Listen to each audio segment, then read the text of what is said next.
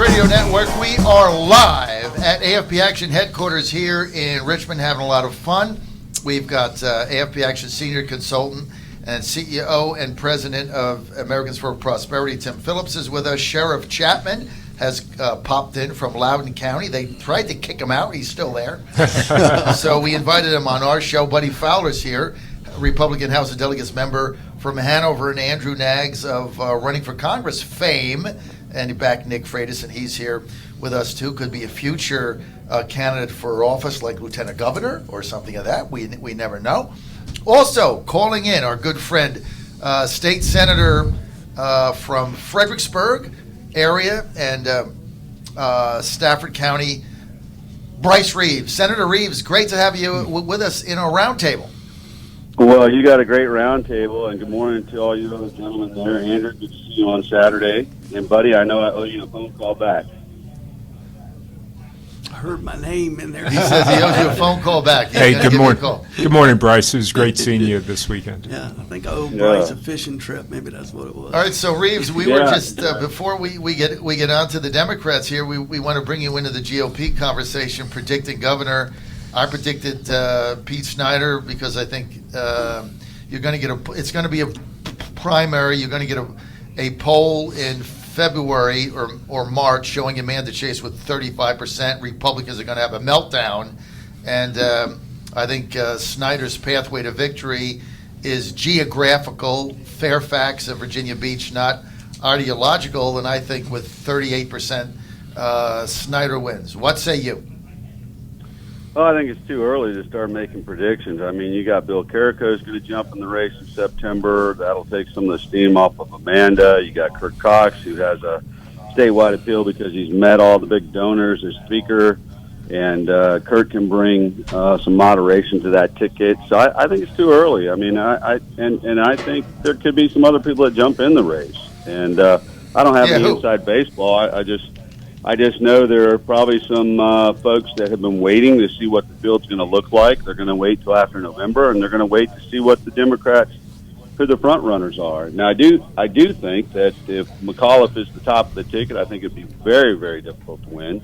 But if you have Justin Fairfax make it somewhere on that ticket, I think that helps us and some of the others that are voting for this liberal agenda that we're going to vote on coming up here shortly in the General Assembly. So I think it's people are positioning, but two of those guys, Kurt Cox and Pete Snyder, can raise the resources for sure, and can speak to those moderate/liberal Republicans in Northern Virginia that can write big checks. So I think this is going to boil down to, one, do we have a candidate that can bring everybody under one tent, and two, can they raise the amount of money it's going to take to win?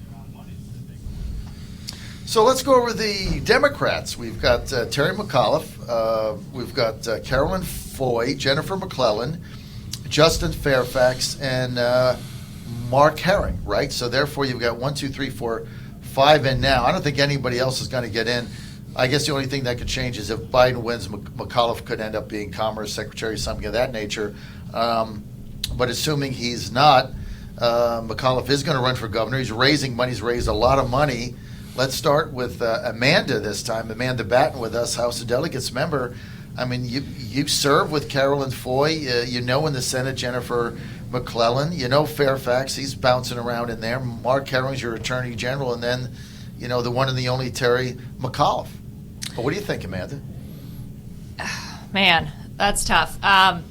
They certainly have a lot of candidates with their hat in the ring right now. And I do know some of them from my time in the General Assembly. I think one of the issues that's going to come up next year is going to be just overall tone of messaging. I think that there are a lot of Virginians out there who are very stressed, for virus reasons, or, they lost their job, or they see social unrest, and they're looking for more of a positive message. I'm not sure which candidate would be able to offer that, but I think that would be pretty compelling to most voters. I think the same goes on the Republican side, to be perfectly fair. I think if we get someone out there that's very doom and gloom, that might not be as attractive. For the Democrats, I tend to think, Terry McAuliffe would be very formidable because of his fundraising. I think people look back fondly on their time when he was governor. Not that he did anything, but if you remember, we had a Republican General Assembly then for the most part. Things went pretty well. There were a lot of things he couldn't get done, right? Yeah. And back in the old days, Virginia still, wasn't trying to move to the far progressive left. So there might be some Democrats out there who would be comfortable with that. Justin Fairfax is a huge liability. So, I would love to see him on the Democrat ticket, because I think that that's something that we could very, easily kind of we could pursue some of the issues that are in his background there. Carol Foy, she's a relatively new member of the General Assembly. I think that she's probably a more formidable candidate down the road than she is right now. I really think Jennifer McClellan is probably going to be a solid candidate. She's well liked relative to a lot of partisan members of the General Assembly. People have worked with her for a long time, but I don't know. I tend to think Terry McAuliffe with the fundraising arm is going to lead. And we mentioned Mark Herring. I don't think he's that formidable of a candidate. He's certainly going to, I think, run as a very progressive liberal candidate if he's out there. But again, I'm not sure that that's going to be the most compelling type of candidate for them next year. So I don't know. I think it's up in the air, but Terry McAuliffe's in. I think that he's got a leg up. Tim? I think McAuliffe would start with a significant advantage if he runs. I don't think, though, if Biden were to win and he offers him commerce, I don't think he does it. Surely not. He's been a governor. Do you really want to go be commerce? I think he would hold out for Treasury. I'm not saying he's qualified. I'm just saying that's what he would want. Who knows? It'd be shocking if he got that, given some of the scandal issues in his background. Right. So one would doubt that he gets one of the top big positions, which you would think a former governor would require. And he would clearly start out as their front runner versus a group of folks who are not known. And I would even put the Attorney General in that position. I don't think he's that well known at all when I travel Virginia. And as Amanda pointed out, exceedingly extreme from an ideological perspective. Herring is, and I think all the other names being mentioned have that problem. They're so far out there, and they're going to balkanize the far left vote in a primary, especially if McAuliffe gets to ride the center left lane. What do you think, Fowler? For all the reasons that Tim and Amanda brought up, again, if he stays in, I think obviously Terry McAuliffe would be probably number one. After that, if I look at the candidates, the ones that are most probably solid policy-wise or things like that, and just the way they handle themselves would be Jennifer McClellan and Justin Fairfax, I think. But again, Justin, Mr. Fairfax has got a couple of issues, but they would be Terry would be number one. They'd be 2 and 3. Andrew, what do you think? Well, I think that we have no idea what the field is going to look like next year, and that regardless of how the election goes this year, and I do believe President Trump will win in November. So regardless of how that turns out, though, we're going to see an extreme run to the left on the Democratic side. So whether it's Fairfax or McAuliffe or what have you, or Herring, everyone in the Democratic Party is going to be significantly more leftist and more open with their support of leftist and quite frankly Marxist policies than all of it. We're going to see it all, and it is going as bad as it is right now. Primary, they're all going to be fighting for whatever the far left. Absolutely, as bad as we think it is right now, it's going to be worse. But that's why I think McAuliffe has the advantage there, because we know that he's not nuts. No, because he's going to be able to, I think, raise the most money, just right off the bat. All right, let's get to. And I do think that he is nuts. There's never a good reason to vote Democrat. So you think McAuliffe's going to be the nominee, right? I'll get back to everybody's prediction in a minute. Let's get to Sheriff Chapman. What do you think? I'd actually agree with Andrew on this. I think McAuliffe is strong. He's got a lot of money, and as Tim had mentioned, he's got a lot of. He's been at the job before. I think it's a crowded field, and I think what you're going to look at, see who goes to the farthest left is probably going to be who their nominee is, and I think that's really a disservice to the Commonwealth of Virginia to have people that are that far left that are not looking after the good of the people overall. But I think McAuliffe is probably your strongest candidate if he stays in. So you guys' consensus is McAuliffe, right? Andrew Nags McAuliffe? Yes. Buddy? Absolutely. If he's in, yeah. Reeves? No, what do no you doubt. think? McAuliffe? No Sheriff? doubt. No doubt. McAuliffe. Amanda? Yeah, McAuliffe if he's in. I think if McAuliffe, unless one person can coalesce the far left, the extreme left, and it'll be a struggle for any of those 4, 5, 6 folks to do that. Now, if that happens, John, then I think McAuliffe would be in trouble given the leftward drift of that party. But I think that's a very difficult thing to do when you've got 5 or 6 folks in that lane, none of whom are that well known. Hey, Senator Reeves, did you want to weigh in?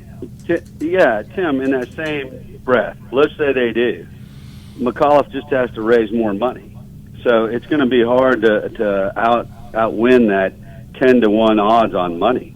I mean, I just don't see how anybody else can beat him on the money. There was a primary in Colorado this year for the U.S. Senate. Hickenlooper, a sitting governor, or not sitting governor, former governor, running against kind of a champion on the far, far left. And it was an interesting primary to see how that played out with Hickenlooper winning it. Yeah, not as easy as they thought it was going to win, I think, Correct. but it was very close. All right, I'm going to go counter trend. I'm going to go counter trend, even though I'm friends with Terry McAuliffe, and I thought he was a good governor, as far as I was concerned. John, yeah, a good governor? Wow, John.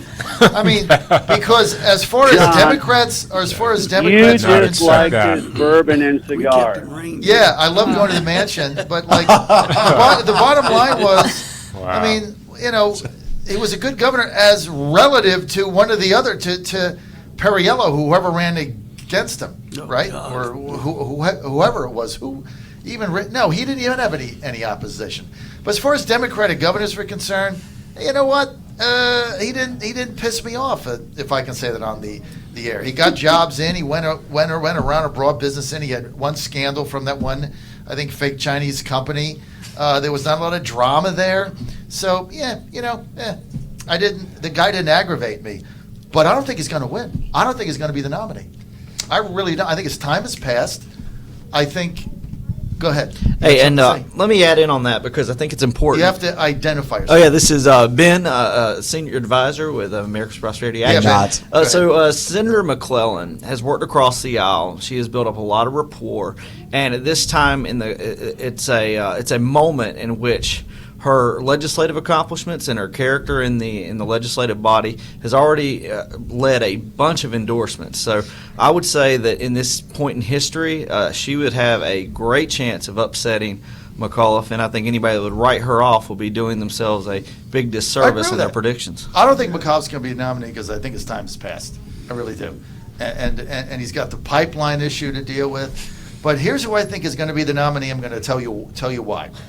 Justin Fairfax is going to be the Democratic nominee in 2021. He's going to put together a coalition that is going to blow your mind. And here's why he's dangerous for Democrats. He doesn't have a job. His back is against a wall. His career is over. He got fired from the firm. He has nowhere to go. He thinks he's been wrongly accused, and he's got nowhere to go. So he's cornered. And I think if he doesn't win, Senator Reeves and everybody, Fairfax is willing to take the whole thing down with him. I think he's going to go after McAuliffe. He's going to go after Stoney. He's got all kinds of evidence on how they schemed to keep him out of the governorship. And all that, he is going to fire every bit of that and turn that thing upside down. And I think he emerges as the nominee.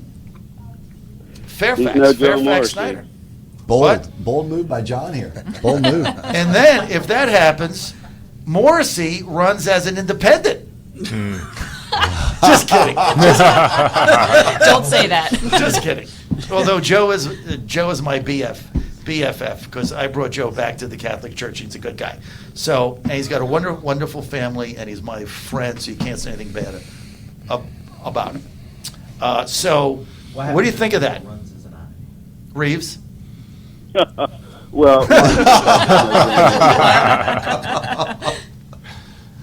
I think that's a long shot. I'll take the odds and bet against you. How about that? I'll See, come out ahead on that but one. what is going to happen when Fairfax, who has nothing to lose? See, I fear people that don't have anything to lose. He doesn't have a job, so he has nothing to lose.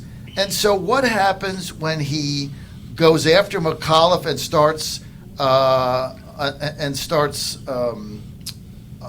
putting out everything that the emails between McAuliffe and Stoney that he says he has that conspired to keep Justin Fairfax, the black man, from aspiring to the governorship. Well, let me say this. What happens when all that John, comes out? Listen, I think that's a celebration time for Virginia Republicans because we have an excellent shot of winning governor because he's got no accomplishments, none in the legislature, and he hadn't done anything except get 2 rape allegations. So that's great for us. I hope you're right, John. I truly hope you're right because that'll mean we have a great shot at statewide office. It would certainly, he would certainly be the weakest candidate they could put up, right? I think so. But I mean, if he gets 20, he's going to get 25% of the vote. And when you've got all these people in, and he starts blasting McAuliffe, that's going to be a sight to see. The important thing to remember, I know most folks know it, but it's a winner-take-all primary. If you have a primary in Virginia, it's not a runoff. So you can. I've seen primaries over the last 3 decades won with 28, 30, 32% of the vote. All right, so let's just go around again. So everybody says McAuliffe except me. I say Fairfax. All right.